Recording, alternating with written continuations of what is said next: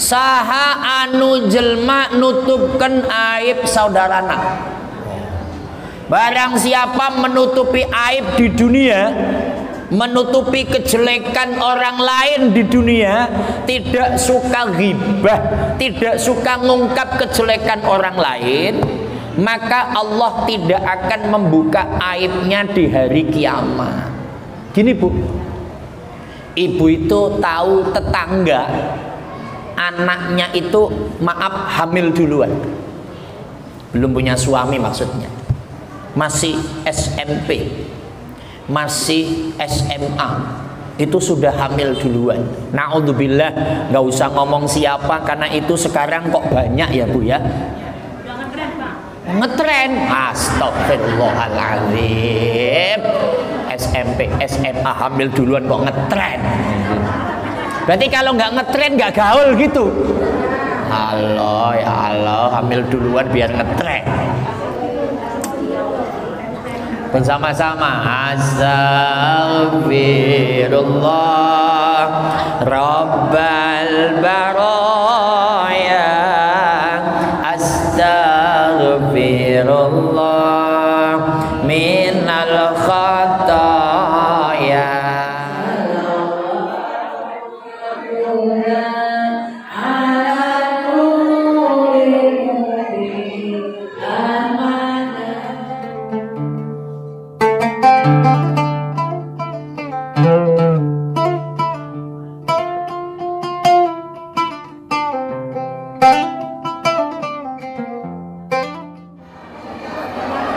Assalamualaikum warahmatullahi wabarakatuh.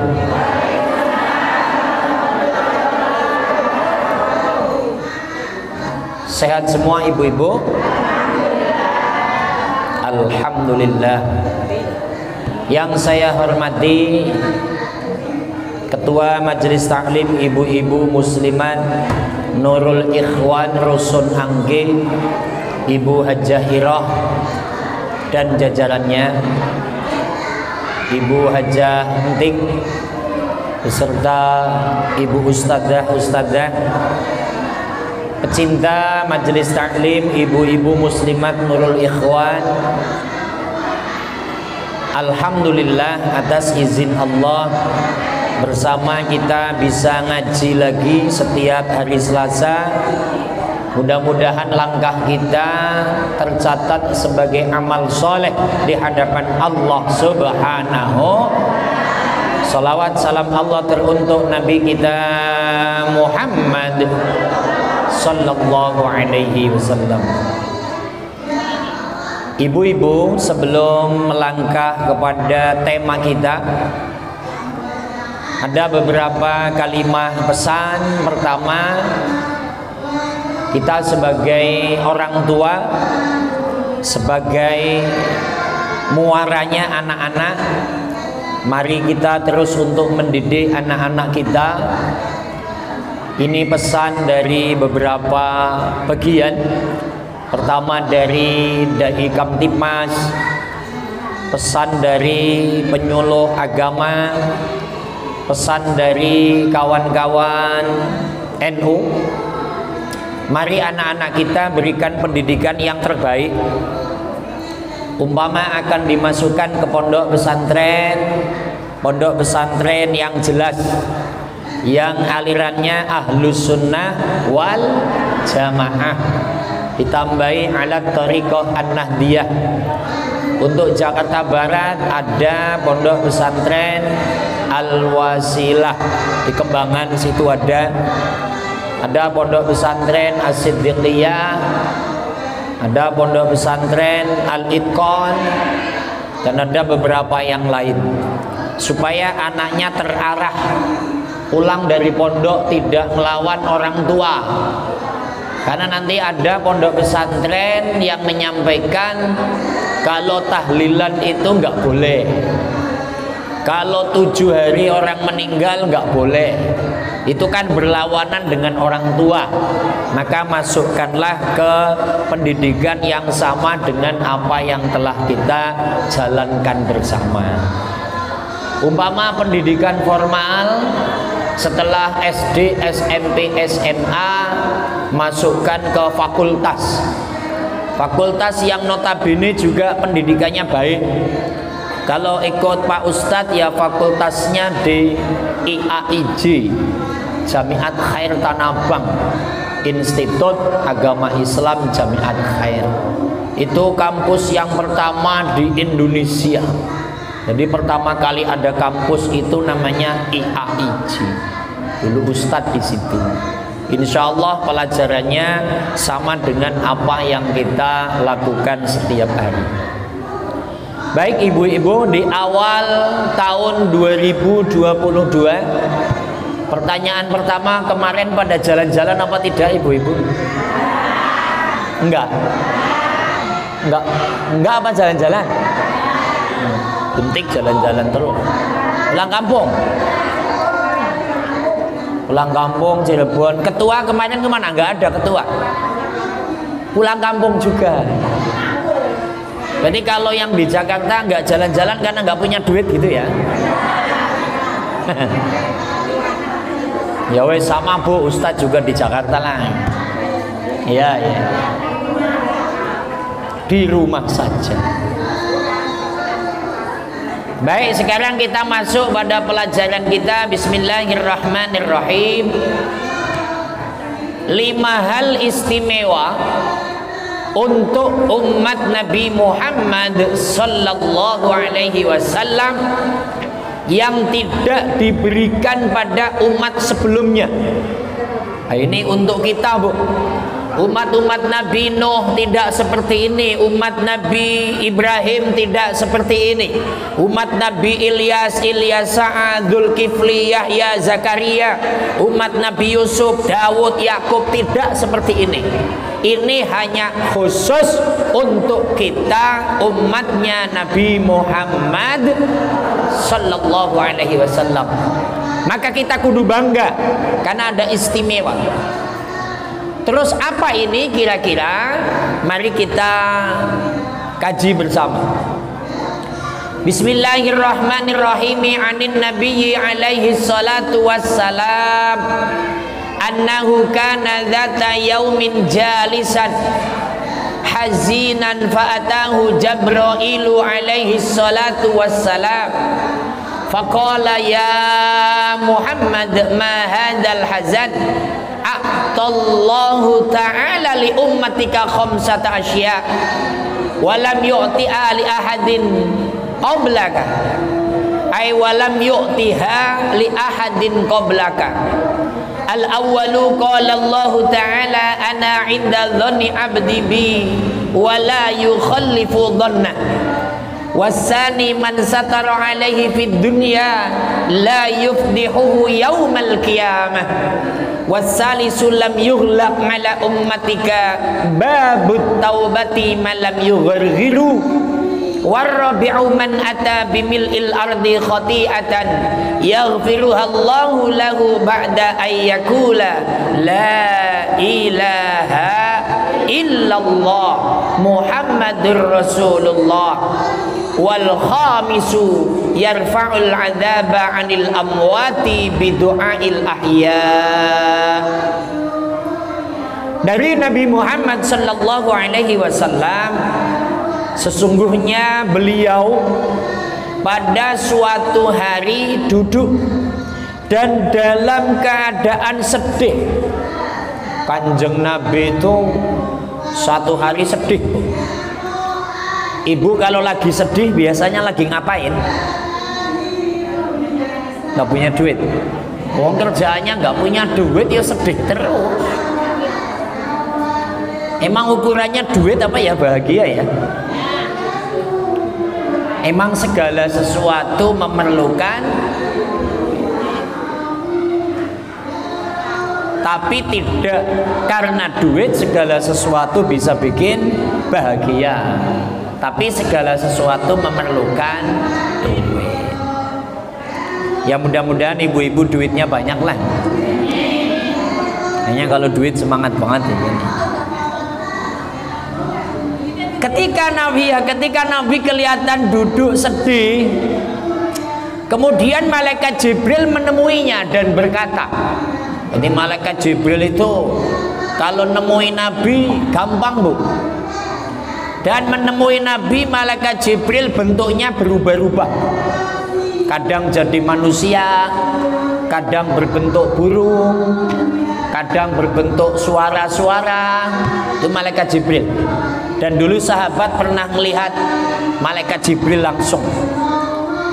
Kemudian malaikat Jibril menyampaikan, wahai Muhammad, apa yang menyebabkan engkau sedih sementara Allah Subhanahu wa ta'ala memberikan 5 hal untuk umatmu yang belum diberikan pada siapapun sebelumnya. Ini untuk ibu-ibu nih, untuk saya juga. 1, Allah Subhanahu wa ta'ala berfirman bahwa aku bagaimana prasangka hambaku dan dia tidak akan berselisih dengan prasangka hambanya. 2, barang siapa menutupi aib di dunia maka Allah tidak akan membuka aibnya di hari kiamat. 3, pintu taubat untuk umatmu tidak akan ditutup selama nyawa belum sampai tenggorokan. 4, barang siapa membawa kesalahan sampai memenuhi bumi maka Allah Subhanahu wa ta'ala akan mengampuninya setelah ia mengucapkan tiada Tuhan selain Allah dan Muhammad utusan Allah. 5, azab bagi orang yang meninggal akan diangkat sebab doa orang yang masih hidup. Allahumma sholli ala Muhammad. Ibu silakan minum, Bu, yang ada minuman. Maksudnya saya pengen minum.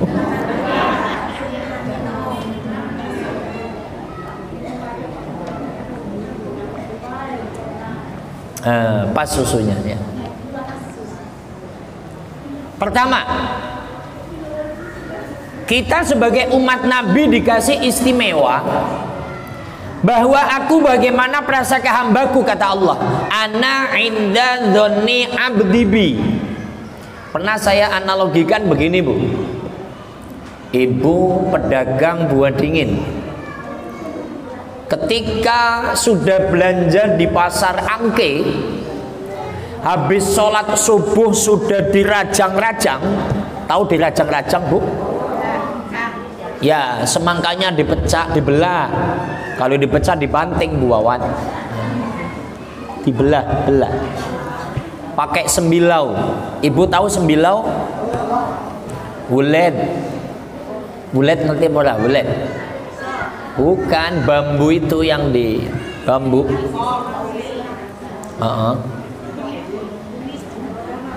Ketika sudah disembilau, dirajang, semangka disiapkan, melon disiapkan, jeruk semua komplit di dalam gerobak. Tiba-tiba hujan kenceng dari pagi, jam 7, jam 8, jam 9, jam 10, jam 11 terus hujan, dingin hawanya. Sementara dagangannya buah dingin. Itu kok di dalam hati ngomong begini, yang bikin laris manis itu Allah, yang bikin dagangan habis itu Allah. Kalau memang saya jualan buah dingin, suasana dingin, itu tetap laku karena yang bikin laku adalah Allah. Bismillah tawakkaltu 'ala Allah wala haula wala quwwata illa billah. Niat bekerja, niat usaha, cari nafkah untuk keluarga, yakin habis. Itu habis, Bu. Karena ini yang pertama, aku bagaimana prasangka hambaku. Sudah yakin yang bikin laris Allah. Kalau memang suasana hujan dingin melihat buah semangka dingin, ya tetap ingin beli. Semangka ya tetap ingin beli. Karena apa? Dalam dadanya sudah yakin yang bikin laris manis adalah Allah. Berarti sudah prasangka baik sama Allah. Allah maha pemurah, Allah maha pemberi. Ini loh yang pertama, ayo prasangka baik sama Gusti. Tapi kalau sudah prasangka buruk, sudah siap semua dagangannya, hujan, langsung loyo lah, hujan. Jadi nanti nggak ada yang beli. Lah, hujan. Saya keluar juga percuma. Nggak ada yang nengok dagangan. Itu berarti sudah prasangka buruk sama Gusti.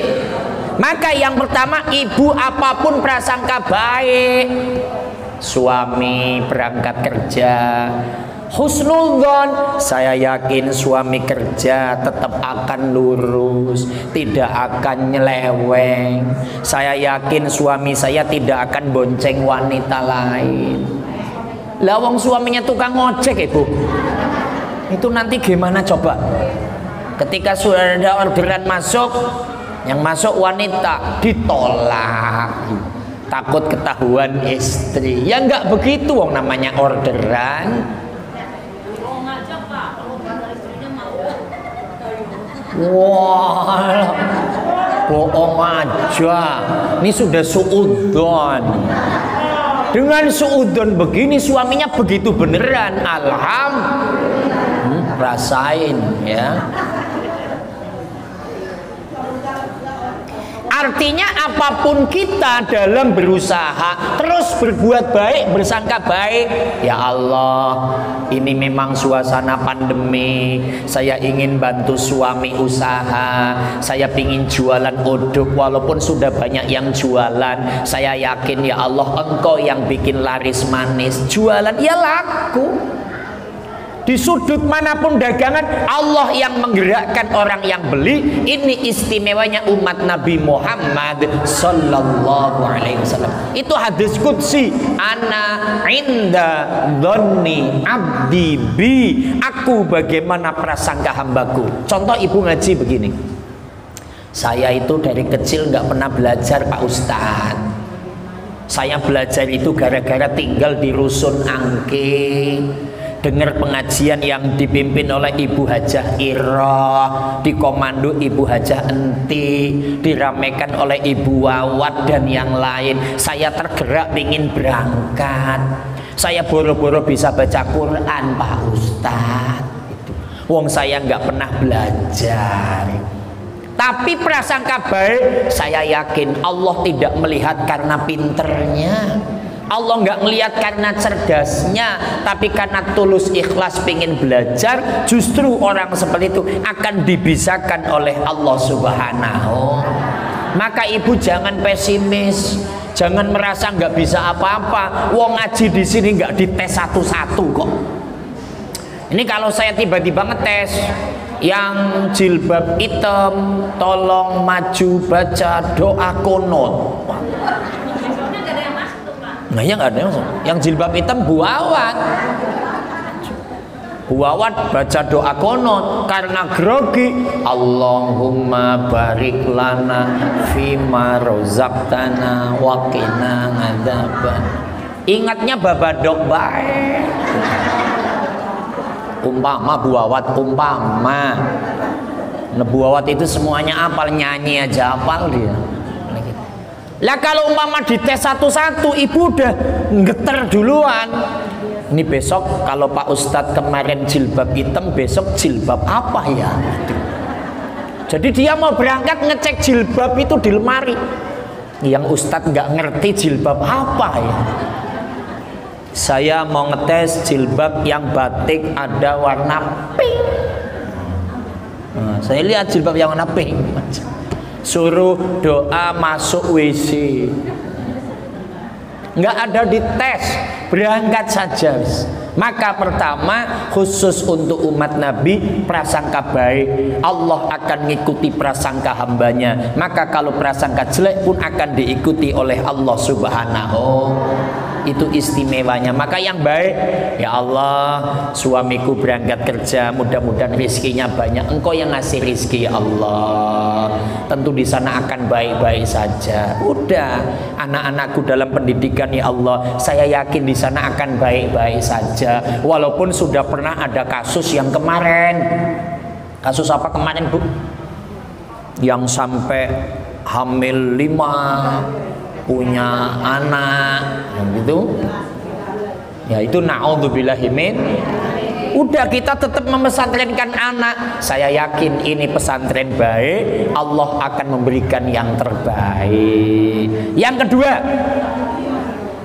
lah ini yang kedua berat banget ini. Saha anu jelma nutupkan aib saudarana. Barang siapa menutupi aib di dunia, menutupi kejelekan orang lain di dunia, tidak suka ghibah, tidak suka ngungkap kejelekan orang lain, maka Allah tidak akan membuka aibnya di hari kiamat. Gini Bu, ibu itu tahu tetangga anaknya itu maaf hamil duluan, belum punya suami maksudnya, masih SMP, masih SMA, itu sudah hamil duluan. Naudzubillah, nggak usah ngomong siapa karena itu sekarang kok banyak ya Bu ya. Ngetren, astagfirullahaladzim, SMP, SMA hamil duluan kok ngetren. Berarti kalau nggak ngetren nggak gaul gitu. Halo ya Allah, hamil duluan biar ngetren.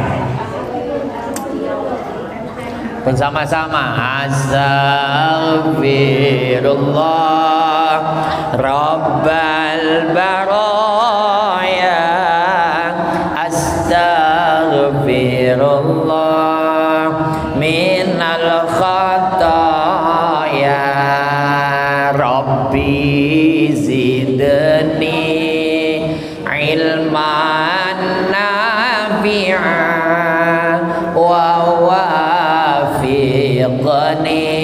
amalan salihah. Allahumma sholli ala Muhammad. Gak apa-apa Bu, itu bahasa bagus, nanti viral nih. Hamil duluan ngetren. Temanya itu nanti tema yang saya bikin ini. Enggak, tapi memang itu bagus. Bagus untuk judul YouTube saya. Ya, ketika tetangga punten mohon maaf ada yang anaknya SMP SMA hamil duluan, ibu nyaho, ibu tahu, cicing baik, meneng baik, orang usah ngomong apa-apa kayak gue. Apa sih, diem aja loh Bu. Dengar dari tangga, itu tuh anaknya si A, masih SMP kelas 2 hamil duluan, karena kalau pulang malam-malam terus. Iya, udah gitu aja, nggak usah nambah-nambahi. Ya iya, wong ibunya begitu, lo nggak usah. Habis itu ngomong lagi, itu tuh kata si A, katanya udah nggak boleh, diem aja udah. Karena biasanya kalau tahu aib tetangga seperti itu kok kita ngomongin, lo itu berbalik kepada kita lo itu nanti. Makanya udah, itu aib.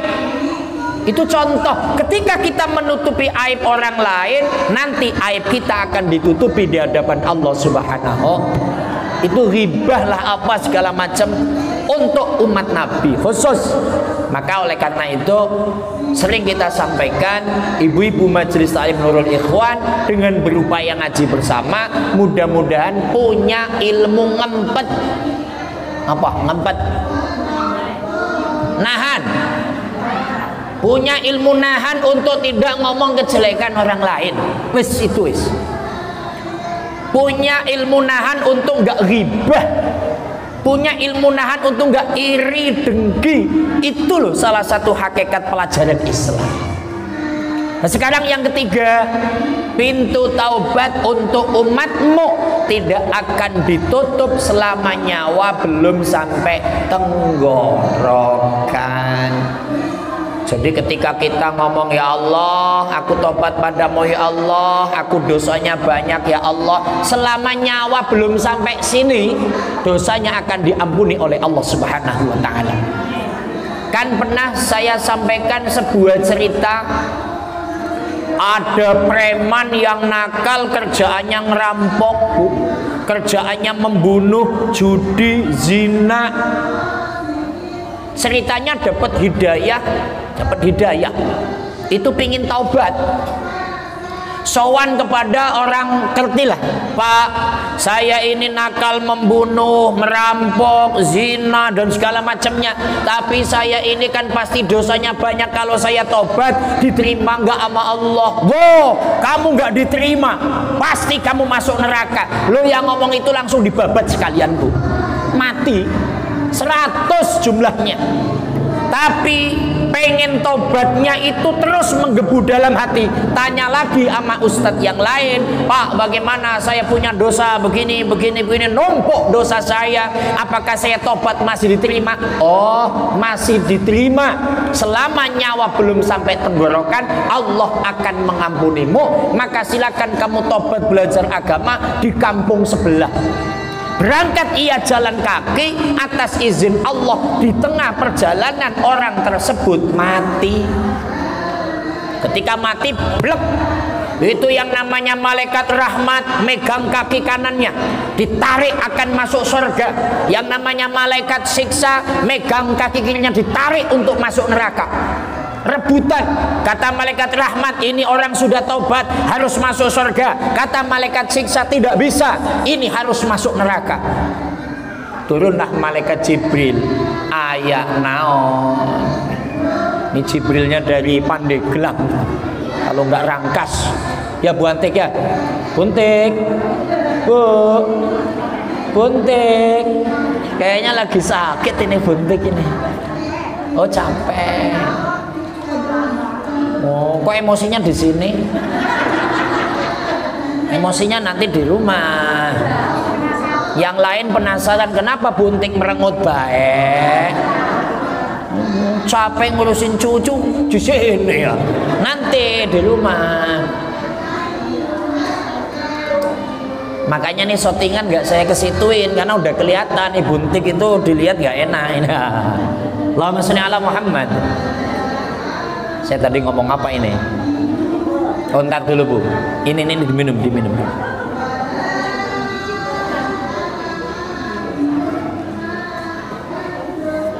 Ketika rebutan, apa kata malaikat Jibril? Ada apa? Kata malaikat rahmat, ini malaikat Jibril, orang ini sudah tobat melangkah kaki untuk minta ampunan Allah, maka pantas masuk surga. Kata malaikat siksa, tidak juga, karena baru akan tobat, belum melakukan ibadah, maka harus disiksa di neraka. Apa kata malaikat Jibril? Engkehlah, ulah rebutan gitu. Jangan rebutan, kita meterin, kita ukur dari perjalanan sampai tempat meninggal, terus dari meninggal tempat untuk ngaji taubat, itu lebih banyak yang mana? Ternyata sama, hanya lebih 1 jengkal lebih banyak melangkah untuk taubat. Apa kata malaikat Jibril? Gara-gara lebih 1 jengkal itulah, kata malaikat Jibril, ini langsung masukkan ke surga. Karena niat pingin taubat. Ketika berjalan nyawa masih ujung rambut sampai ujung kaki, aku tobat padamu ya Allah, aku salah ya Allah, aku berbuat onar ya Allah, tapi engkau adalah tempatku untuk minta ampunan, ampunin aku ya Allah. Melangkah ninggal saja dijamin masuk surganya, diampuni Allah subhanahu. Apalagi ibu-ibu yang tiap hari Selasa dari rumah berangkat, izin suami gak sih? Izinnya gimana izinnya? Pak, ngaji Pak, gitu dong. Oh, suaminya kerja. Kalau yang nggak punya suami ada di sini? Nggak punya ya Bu? Ya Allah, nolong sotem. Wah, dicariin. Wah, sama cucu ya. Yang nggak punya suami ya izin dengan diri sendiri.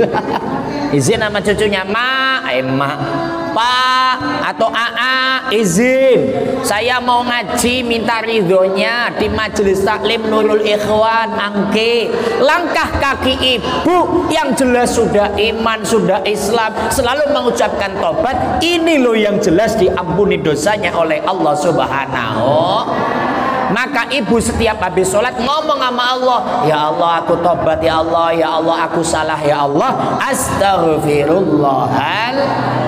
Yang keempat, barang siapa membawa kesalahan sampai memenuhi bumi, maka Allah Subhanahu wa ta'ala akan mengampuninya setelah ia mengucapkan la ilaha illallah Muhammadur Rasulullah. Ini lebih istimewa lagi, Bu. Ada orang yang dosanya numpuk, cukup la ilaha illallah Muhammadur Rasulullah, lunas itu dosanya. Apa contohnya? Zaman sahabat Nabi itu kan orang pada kafir, Bu, pada nyembah berhala, nyembah Tuhan yang di sekitar Ka'bah. Itu jumlah Tuhan ada 365 Tuhan. Jadi setiap orang bikin Tuhan masing-masing. Kalau orang kaya bikin Tuhannya pakai batu kalimaya, ya mungkin Ibu Haja Iroh pakai batu kalimaya. Kalau Ibu Wawat bikinnya pakai roti. Habis nyembah lapar gitu, jadinya dimakan aum. Mungkin kalau dulu di Indonesia bikin Tuhan dibikin pakai lontong kali ya, sarapan pagi. Ini beneran, Bu.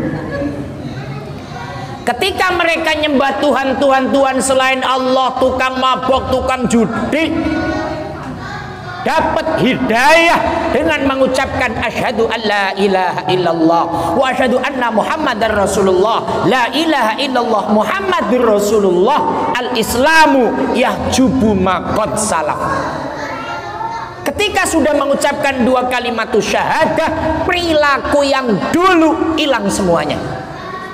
Maka orang-orang yang mu'alaf, yang dulunya non muslim terus masuk Islam, itu putih kertasnya, Bu, tanpa noda dan dosa.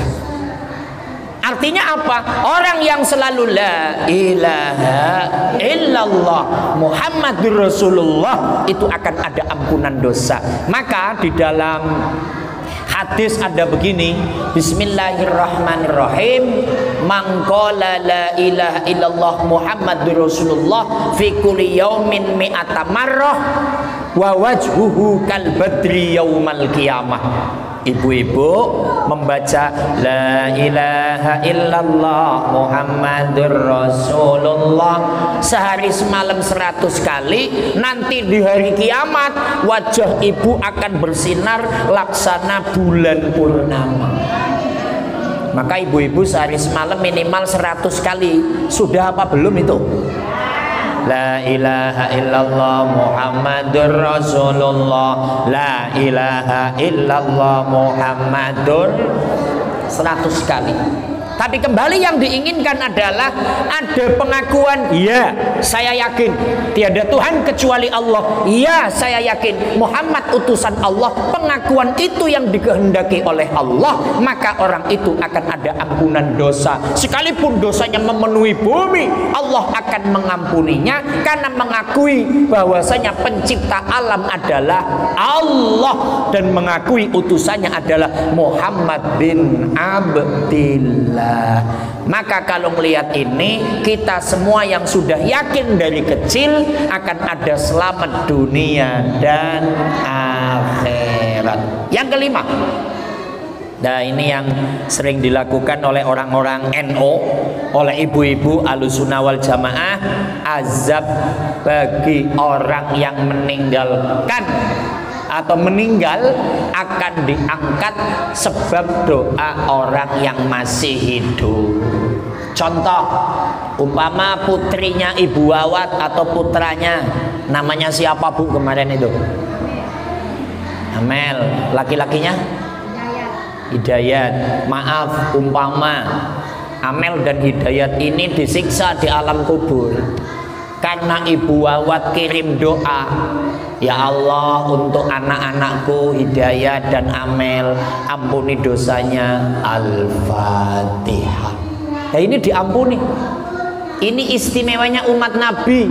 Orang yang masih hidup memintakan ampunan dosa bagi mayit kepada Allah, Allah akan mengampuni. Ini istimewa umat Nabi Muhammad. Maka ibu-ibu kalau minta doa ampunan nggak usah ribet-ribet kayak ustadzah lah. Maksudnya pakai tawasul yang panjang-panjang. Summa ila jami'i arwahi minal muslimina wal muslimat khususon ila, nggak usah begitu-begitu. Karena nggak bisa maksudnya. Nah kalau bisa ya begitu.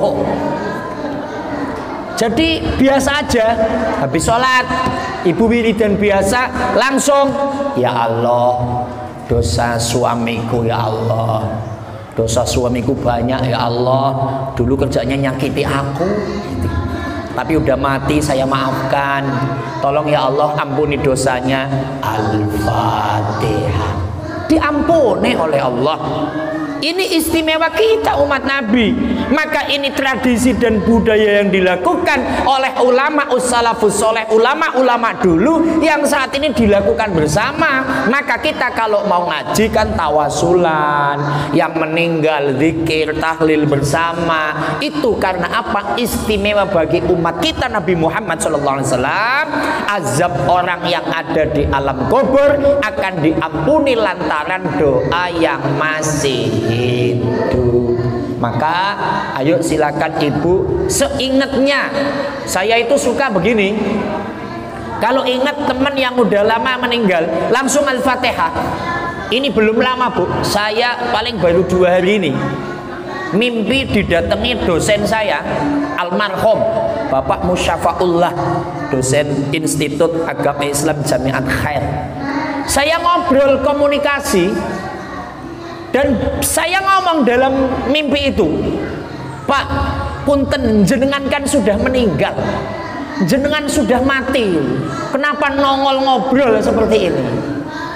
Dalam mimpi saya begitu. Dan saya ingat dawuhnya kiai saya di pesantren Blitar.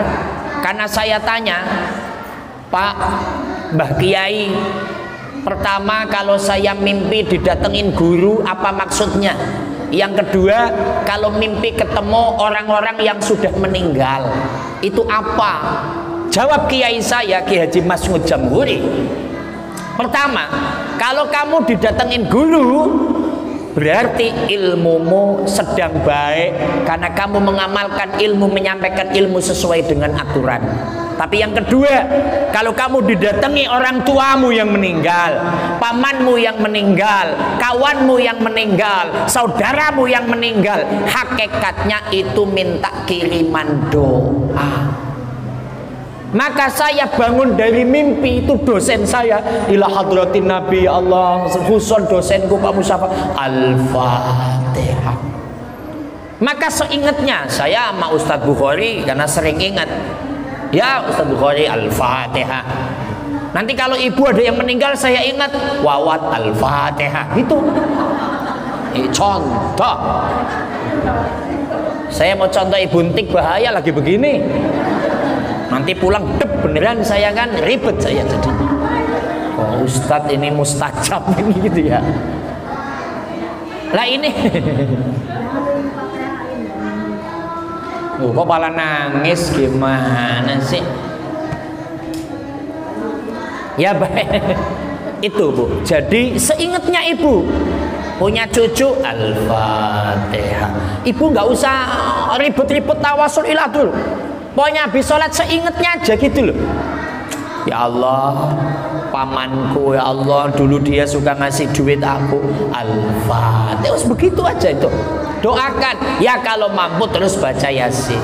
Ya, kesimpulan Ibu, kita sebagai umat Nabi itu sangat istimewa. Ada 5 hal.